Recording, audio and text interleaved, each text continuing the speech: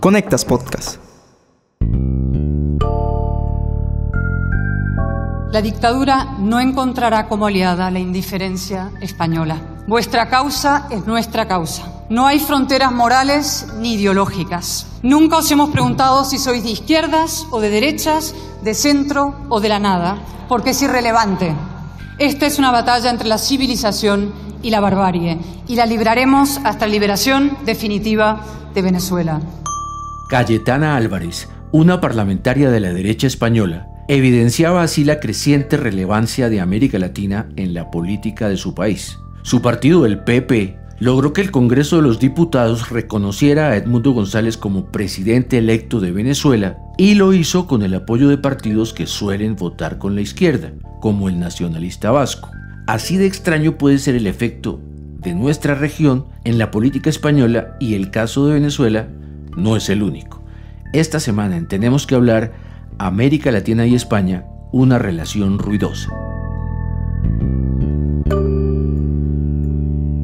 Hola, soy Mauricio Sáenz y les doy la bienvenida a un nuevo episodio de este podcast semanal en el que abordamos diversos temas de América Latina porque tenemos que hablar. Conectas Podcast presenta Tenemos que hablar. El análisis semanal para comprender la actualidad de América Latina, Realizado por la mesa editorial de Conectas, la plataforma periodística con miembros en 19 países de la región.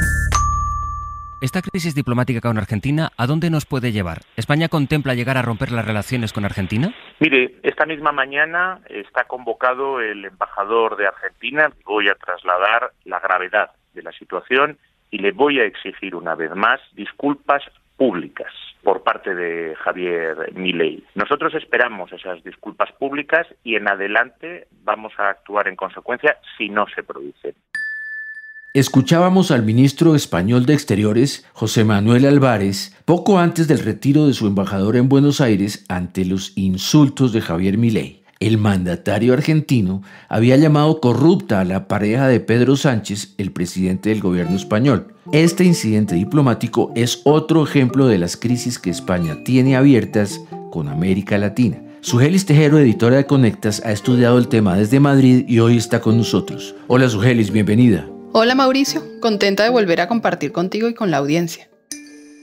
Sugelis, España tiene más de un frente político abierto con nuestra región. Parecería que Madrid está apostando por tener una incidencia más activa a este lado del charco. Sí, América Latina está teniendo un gran protagonismo en la agenda política española y los casos de Argentina y Venezuela son los más estridentes, aunque no son los únicos. No olvidemos que hace meses, cuando el régimen del nicaragüense Daniel Ortega desterró y declaró apátridas a 222 presos políticos, España reaccionó de inmediato y otorgó la nacionalidad española a esas personas. Y hace poco vimos que el gobierno de Sánchez rechazó las que llamó acciones antidemocráticas del Ministerio Público de Guatemala cuando este emprendió una verdadera persecución judicial para desconocer el triunfo del presidente electo Bernardo Arévalo. Ese es otro caso. Ciertamente tenemos un papel más activo de España en los asuntos políticos latinoamericanos, pero no es algo nuevo. La diferencia, eso sí, es que ahora los partidos españoles se implican más en esos temas que tradicionalmente se habían quedado en la esfera de la diplomacia.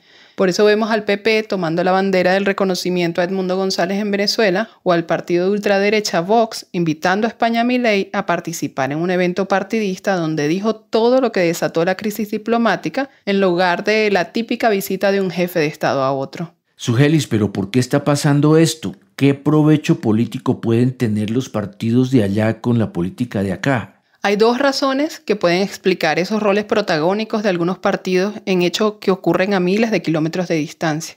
El primero es el fin del bipartidismo, que es una situación global de la que España no ha escapado. Hasta el 2015 en el Congreso español ganaba la izquierda del PSOE o la derecha del PP, sin mayores sorpresas. Si ninguno lograba tener la mayoría absoluta, se negociaba el programa o las medidas con los grupos parlamentarios minoritarios o entre esos dos partidos y ya, sin mayores sustos.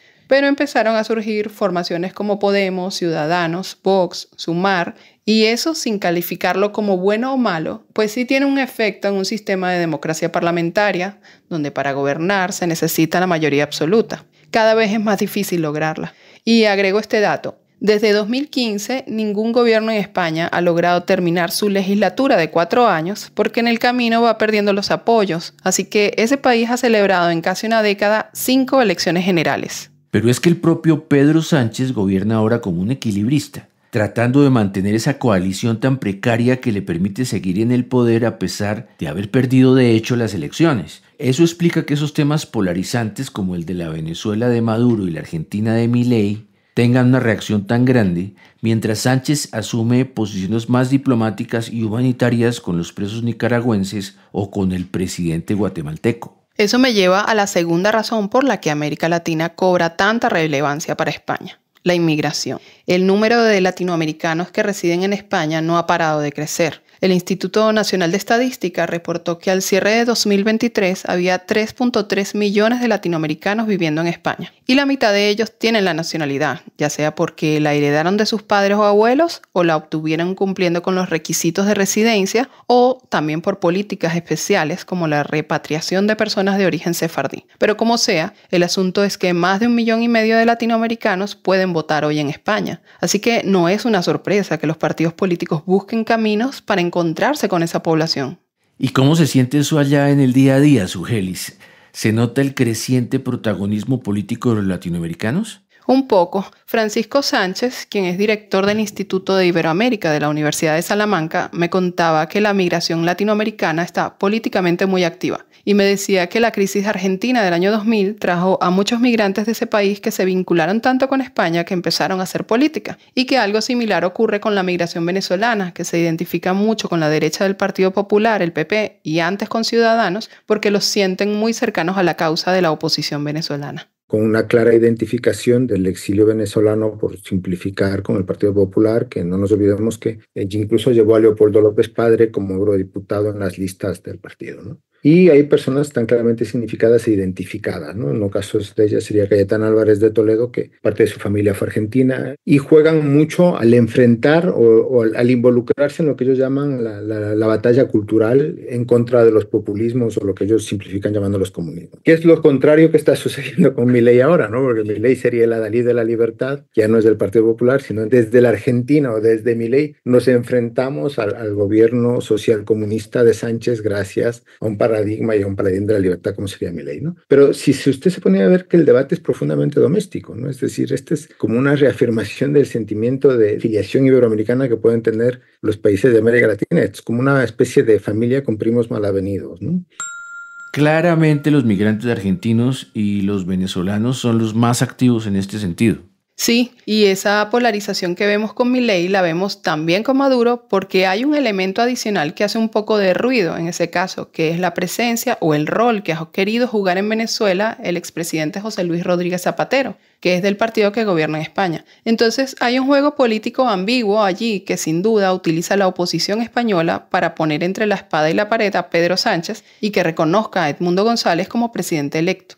Pero fíjate que Sánchez no quiere hacer ese reconocimiento solo, sino en conjunto con la Unión Europea. Al menos desde la Eurocámara parece haber sintonía con ello porque acaban de reconocer a González. De todas maneras, el presidente español es uno de los gobernantes que exigen a las autoridades venezolanas mostrar las actas electorales que certifican el supuesto triunfo de Maduro. La defensa de la democracia, en todos los lugares del mundo, también en Venezuela, exigiendo al gobierno que publique las actas electorales y que permita una verificación imparcial e independiente de los resultados de estas últimas elecciones, como venimos pidiendo desde hace ya un mes, junto con la mayoría de países occidentales y en unión con el resto de Estados miembros de la Unión Europea.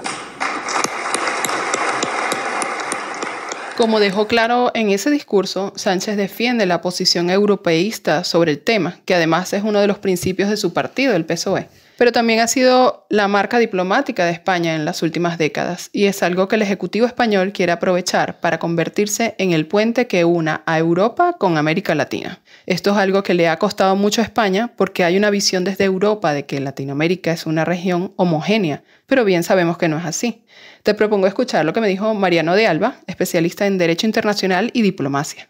Y todo eso concluye con una cumbre en julio del año 2023 en Bruselas, una cumbre de la Unión Europea con la Comunidad de Estados Latinoamericanos, conocida como CELAC. La cumbre no llega a buen puerto especialmente desde el punto de vista político, porque empieza a haber reticencia de algunos países a condenar fuertemente la guerra contra Ucrania. El caso pues más evidente es el caso del gobierno de Nicaragua, que prácticamente bloqueó la declaración de la cumbre hasta último momento, pero otros estados también, digamos, fueron bastante fuertes en tratar de, digamos, no posicionarse como sumamente cercanos o sumamente estrechos a Europa. Y eso causó, digamos, molestia o incomodidad en Bruselas, porque Bruselas siente que ellos tienen o tuvieron la intención de tender un puente muy robusto hacia la región y se encontraron con una región que realmente, desde el punto de vista diplomático, político, no pareciera estar tan interesada en construir ese puente.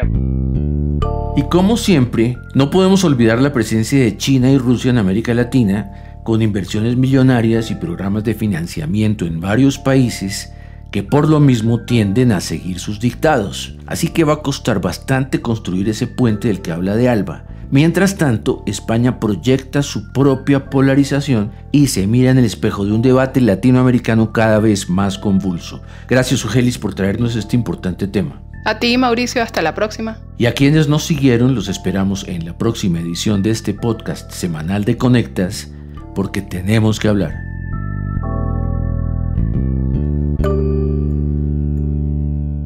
Para conocer a profundidad más contenidos de análisis sobre las Américas, visítanos en www.conectas.org. Escúchanos cada semana en Spotify, YouTube, Apple y Google Podcasts. Activa las notificaciones y déjanos tus comentarios porque en Latinoamérica tenemos que hablar.